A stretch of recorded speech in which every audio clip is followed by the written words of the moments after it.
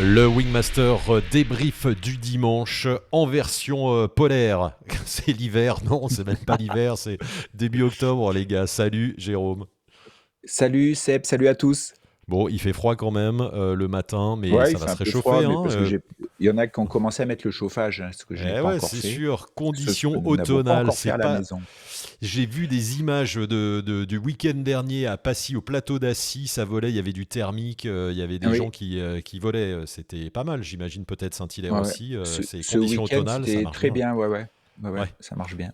Bon, eh ben super, écoute Jérôme, on n'est pas là pour parler de météo, mais quasiment on va parler d'une thématique. Alors vous le savez, des fois contenu en direct, des fois des lives, des fois c'est enregistré. Là c'est un contenu enregistré cette semaine et on a une thématique qui est j'ai l'impression de régresser. Est-ce que c'est normal Jérôme? C'est vrai que moi je me souviens de ma progression de parapentiste, de jeune parapentiste il y a quelques années de cela, où pendant un moment tu progresses et puis à un moment tu as l'impression Ouais. de plus savoir faire, tu te poses plein de questions et tu dis ça marche plus, qu'est-ce que j'ai loupé, est-ce que c'est parce que j'ai peur et tout, est-ce que c'est normal d'avoir ce sentiment-là Jérôme? Ben, je pense que c'est normal dans toutes les phases d'apprentissage d'une activité de plein air, hein. C'est-à-dire qu'au début, quand on découvre, on parle souvent de ça, de la courbe de Dunning-Kruger, c'est qu'au début, on a l'impression de tout savoir, etc. Et au fur et à mesure qu'on avance, on va se rendre compte de l'immensité des trucs qu'il y a devant nous et donc là, on prend quand même un coup au moral, mais en même temps, c'est le moment où on va se rendre compte de nos incompétences, on va être conscient de ça, donc on va savoir où travailler pour progresser, en fait. Donc je pense dans les phases d'apprentissage, c'est normal. Après, on va dire que la progression parapente, c'est pas du tout linéaire, ça serait trop bien, quoi. C'est plutôt, ça ressemble plutôt à des montées, des descentes, des montées et des descentes, parce qu'il y a tellement de facteurs extérieurs et internes et intérieurs qui font qu'on n'a pas du tout une progression linéaire. On est dans des environnements changeants en plus. Et donc, tout ce truc-là, en fait, tout ce mixte de contexte, ce mix de facteurs va faire que c'est pas du tout régulier la progression. Et des fois, on est super en forme, on est confiant, puis des fois, on n'est plus confiant du tout, on n'y arrive plus, Bien etc. sûr. Donc, on va dire que c'est normal.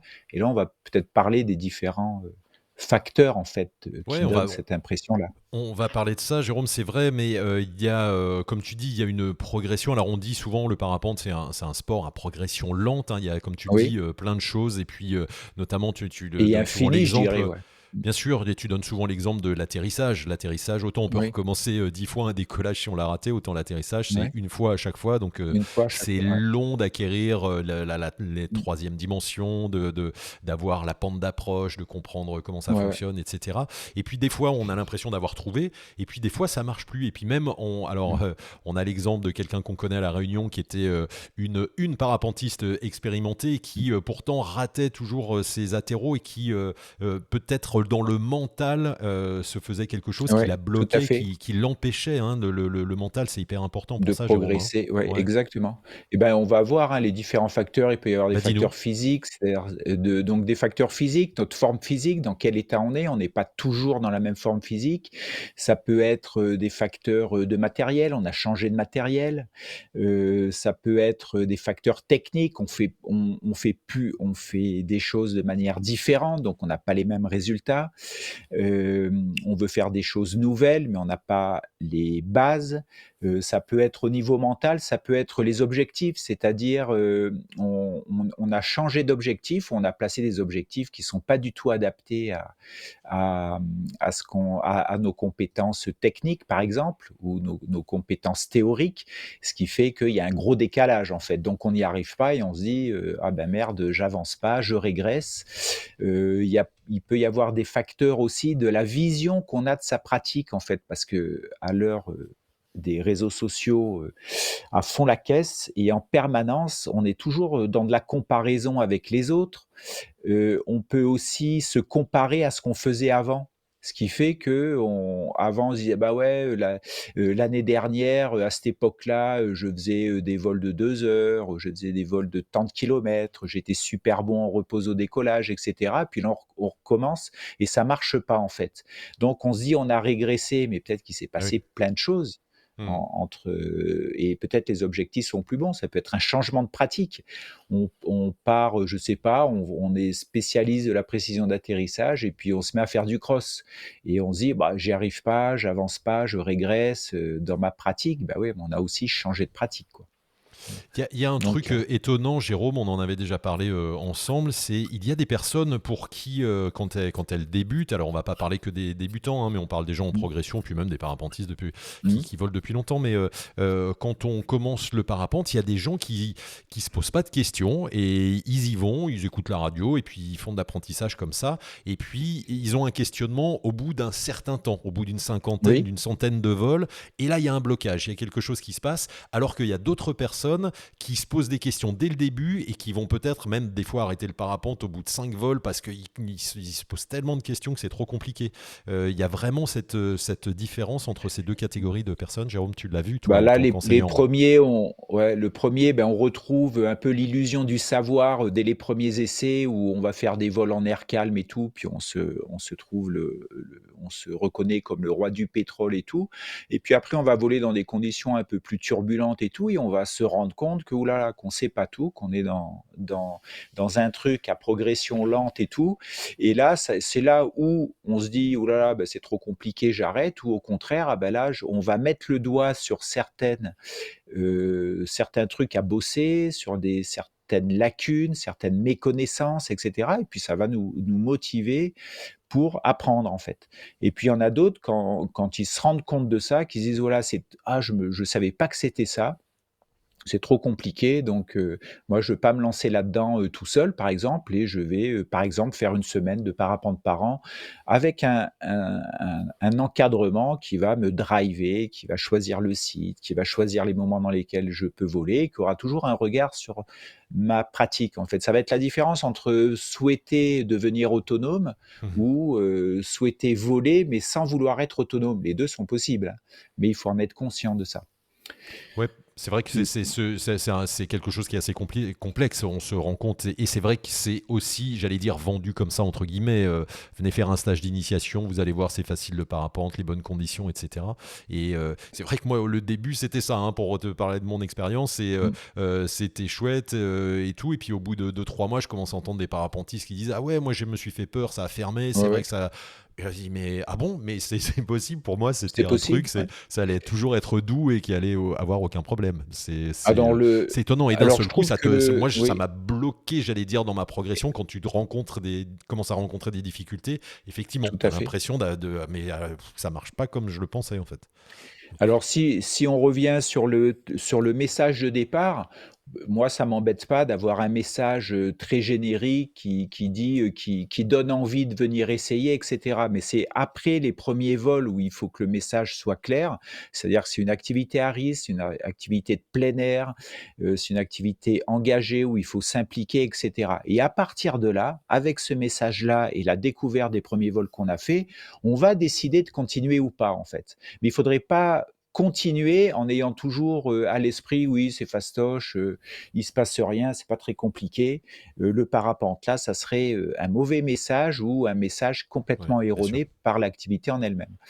Et puis après, il y a aussi le fait d'avoir, par exemple, dans sa pratique, des gens qui volent depuis longtemps, à un moment, ils ont une mauvaise expérience, ça peut être un incident, un accident, avoir peur en l'air et tout, et ça fait une grosse perte de confiance qui va avoir comme conséquence de se poser des questions: «Ben, j'y arrive plus» et donner l'impression de la sensation de régresser en fait et cetera. Mais c'est donc là, ça serait plutôt la partie mentale et donc, il faut se faire aider ou voir sa pratique un peu différemment en faisant le point d'où on en est au niveau de ses compétences. Ses compétences théoriques, ses connaissances, ses compétences techniques, faire le point. Soit le faire soi-même, en fait, en faisant de l'auto-débriefing. Qu'est-ce que je suis capable de faire aujourd'hui? Qu'est-ce que je ne suis plus capable de faire? Vraiment Hmm, faire un état des lieux et faire aussi un état des lieux avec une personne extérieure qui regarde ça. Un bien sûr. pro, un moniteur, une monitrice peut avoir une vision extérieure de sa pratique et ça va permettre de donner des pistes d'évolution, de faire l'état des lieux, ensuite une piste d'évolution si tout le monde est d'accord, quoi. Et Jérôme, je trouve que c'est bien de le dire et c'est pas honteux parce que quand on dit ça, j'ai l'impression de régresser. Est-ce que c'est normal? Il n'y a pas de normalité. Oui, c'est normal de régresser. C'est-à-dire, Exactement. on a le droit d'être bloqué à un moment, de pas avancer, d'être découragé, d'avoir envie d'arrêter, de laisser la voile un moment, de recommencer un peu plus tard. C'est des mécanismes tout à fait normaux. Il n'y a pas de honte et on Normaux peut et en partager ça, hein. plus, ce qu'on peut dire, c'est voilà, bien sûr, il faut et c'est bien de le partager justement. Une des un des trucs, c'est d'en discuter avec d'autres pilotes, d'en discuter avec des professionnels aussi qui ont un regard extérieur sur la pratique et qui peuvent donner un genre de bon, déjà de partager la parole, de verbaliser, les sensations qu'on peut avoir de régression et un regard extérieur qui peut dire: «OK, là tu te sens pas bien ou là tu te sens moins bon, on va dire, moins performant, moins à l'aise et ben tiens, si ça te dit, qu'est-ce que tu aimerais travailler?» Et donc on donne des pistes de travail pour justement recréer, du de la maîtrise, du contrôle, de la compréhension, et cetera et ça va redonner confiance, donc on sera plus à l'aise. Si on a eu peur ou si on est bloqué à un moment, on va il y a de grandes chances qu'on soit moins à l'aise, on va commencer à hésiter, on va plus oser et ça va vraiment entamer la motivation, et cetera. Donc là, il faut une aide extérieure, c'est-à-dire ça pourrait être par exemple de quoi tu as besoin, on va replacer des objectifs en lien avec le moment, de ta pratique et être en cohérence, en adéquation avec tes compétences et on va retravailler des trucs précis pour rebétonner des trucs, reprendre confiance, quoi. Hmm. Ça, c'est normal, quoi. Jérôme, ça me fait penser, et une petite idée, et je vais faire d'une pierre deux coups parce qu'on va parler en même temps de faire de la promo. Il y a aussi un outil qu'on a développé ensemble et qui est disponible, c'est aussi la masterclass. C'est vraiment l'outil qui a été fait pour ça, et on n'a pas fait cet épisode pour parler de la masterclass, mais là tu me tends une perche pour Ah oui? expliquer que là on a un contenu complet en vidéo qui vous permet à la maison, peut-être pendant la période hivernale, pendant des périodes de repos, ou justement des moments de doute, vous n'avez pas forcément un pro sous la main, vous n'avez peut-être pas envie de refaire un stage tout de suite, vous allez pouvoir revoir des vidéos. Jérôme vous montre comment lui il vole, comment un pro vole. C'est pas des cours de parapente, donc c'est plein d'astuces, c'est plein de trucs, c'est plein de techniques, que ça soit justement des incidents de vol, des décollages, des atterrissages, des choses que peut-être vous avez ratées, des choses dans lesquelles vous n'avez plus confiance. Là, vous allez retrouver de la confiance en regardant ces vidéos. Jérôme, hein, c'est Et aussi là, un ça outil ça va hyper peut important, oui. quoi. Et ça peut donner, par exemple, un très bon repère sur de la technique, en fait. Comment je décolle, avoir une vision extérieure de sa pratique, comment je décolle, comment j'atterris, comment j'enroule, comment je gère des descentes rapides, et cetera. Et comme on a du visuel, ça donne un bon repère et savoir, tiens, est-ce que j'en suis là? Est-ce que ça, je sais faire, et cetera. Donc ça peut donner, des pistes de progression, d'apprentissage ou de revenir à des bases qu'on avait et qu'on n'a plus, quoi. Donc vous avez toutes les infos sur le site wingmaster.top, la masterclass complète, ça existait également en version biplace, donc ça c'est important, c'est aussi un des outils et c'est un outil, j'allais dire, exceptionnel, rare, unique, donc allez voir, vous avez toutes les infos. Jérôme, pour terminer, il nous reste 1 minute environ. Quand on a perdu cette confiance, qu'on a l'impression d'avoir régressé, quels sont, alors tu dis, il faut verbaliser, etc. L'idéal, c'est Oui. quoi? C'est de prendre le temps, on se questionne sur sa pratique, mais est-ce qu'il faut aller revoir un professionnel? Forcément, peut-être refaire un Alors stage, se demander où on en est. Qu'est-ce que tu donnerais comme tips pour alors il y a se plusieurs remettre en selle? donc il y a plusieurs manières de faire. On peut déjà, regarder tranquillement chez soi où on en est, ce qu'on a envie de faire, est-ce que notre pratique n'a pas évolué, changé et cetera? Par exemple, il y en a qui vont passer, par exemple, du marché-vol au cross ou l'inverse, qui en ont marre d'avoir du gros matos et de passer du temps et qui vont plutôt, rallier une activité sportive et le vol, marché-vol, donc il y a bien un changement de pratique. Donc ça remet en question déjà. Donc savoir où on en est, on peut en parler à d'autres pilotes pour voir qu'on n'est pas seul dans cette situation de progression très variée, on va dire, avec des retours en arrière. On peut faire un bilan si on peut faire un stage d'un week-end et avoir comme objectif de faire un bilan avec un professionnel en disant voilà où j'en suis, est-ce que tu peux avec moi m'aider à savoir où j'en suis et me donner des pistes d'évolution Et donc ça, c'est la technique. Après, au niveau mental, ça serait peut-être de revoir ses objectifs. Souvent, on entend: «Oui, mais il y a 10 ans, moi, il y a 10 ans, je volais 6 heures, je faisais des crosses de 150 bornes, là, j'y arrive plus» et cetera. Mais peut-être que les objectifs du moment sont mal adaptés, en fait. Peut-être qu'il faut repartir par des choses progressives et en lien avec ce qu'on est capable. Après, on vieillit aussi, hein. Moi, je vieillis et donc mes objectifs sont pas les mêmes. J'ai peut-être ah bah si, mais je veux Oui, dire, forcément, bien ça sûr. joue aussi. Je Oui, peux pas le mettre sous le tapis, t'en en es fait, conscient, hein. J'ai bien sûr. une manière de faire, différente et cetera. Je suis obligé d'en tenir compte. Je vole pas comme il y a 20 ans, quoi, ou comme il y a 15 ans. Donc ça évolue, donc il faut Moins foufou.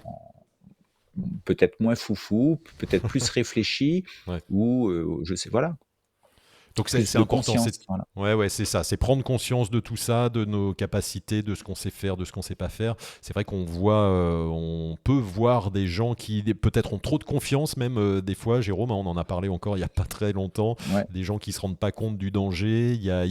Tout est possible. Donc progresser, régresser, c'est tout à fait normal, comme tu le dis, c'est un système qui est valable pour tout, hein, pour tout les acquisitions, exact, tous les l'acquisition de apprentissages connaissances, quoi, tous de les plein apprentissages. air, de sport et tout et je pense à quelque chose, c'est-à-dire Oui. si, vous aimez Pour bien, vous conclure, volez dis-nous. toujours sur un site, vous voulez toujours sur un site et puis, vous avez l'opportunité d'aller vous balader ailleurs, en France, à l'étranger et cetera. Donc vous allez découvrir des nouveaux sites et là, d'un coup, vous allez être confronté à vous allez mettre à plat votre technique. Vous avez appris sur vos sites pendant des vols et d'un coup, vous arrivez sur un nouveau site et ça va perturber un peu ça et vous allez confronter vos bases techniques, vos bases d'analyse aérologique pour savoir si ça marche partout, en fait et donc là, on peut trouver qu'on régresse, en fait. C'est juste qu'il y a un changement. Il y a le fait, je m'en rappelais plus ce que je voulais dire, hem C'est qu'on arrive au Oui, bout, et je Jérôme, pense qu'il vas-y. y a un thème qui est Allez, qui est très important, c'est cette histoire de comparaison. Par exemple, moi je bien vous sûr. dis quand je vais faire une journée de vol, de cross, par exemple, j'ai du temps pour aller voler 4-5 heures et je reviens et je dis: «Tiens, qu'est-ce que les autres ont fait aujourd'hui dans les mêmes Ah oui, conditions, au même endroit?» Et si je vois des pilotes, par exemple, qui ont fait, des trucs énormes, ça va colorer mon vol et souvent moins bien, en fait. ah oui. Alors que j'ai fait un super truc, donc je me Mmh. dis: «Mais je suis moins bon, qu'est-ce qui s'est passé?» et cetera. Parce que je me compare aux autres, en fait et les réseaux sociaux peuvent Bien avoir sûr. un avantage, mais un désavantage en se comparer aux autres, on s'appuie sur la tête, en fait. On se dit: «Bah, ce qu'on a fait, c'est pas bien, j'ai Mmh. régressé, je suis moins bon», quoi. Voilà, la vision qu'on a et je pense aussi à un truc, au niveau mental, c'est qu'on a tendance à se rappeler, des choses du passé, en fait, qu'elles soient bien ou pas bien et s'arrêter là-dessus et pas faire le point du moment, en fait, où on en est en ce moment, quoi, voilà. On se C'est rattrape sur le passé et pas ouais. sur le présent. Et surtout, c'est important, et on le rappelle aussi souvent, c'est sport à progression lente, mais une fois qu'on a des acquis, c'est pas pour la vie, hein, c'est vraiment pas comme le permis de conduire. Exactement, On est dans un milieu aérien, il y a des réflexes qu'on a perdus, peut-être des techniques qu'on a oubliées, des choses qu'on ne pratique pas, et heureusement qu'on n'a pas des ouais. incidents de vol à chaque vol. Donc c'est bien de les revoir, la masterclass, c'est bien de se refaire des stages, c'est bien de Mmh. continuer de se former, hein, Jérôme, même si ça fait 10, En 15 ans, 20 ans qu'on permanence. fait du parapente, hein, c'est bien de se refaire Et une par exemple, journée. c'est bien on oublie souvent dans le passé, on a galéré, par exemple, pour faire la précision d'atterrissage, on a tendance à carrément l'oublier, en fait.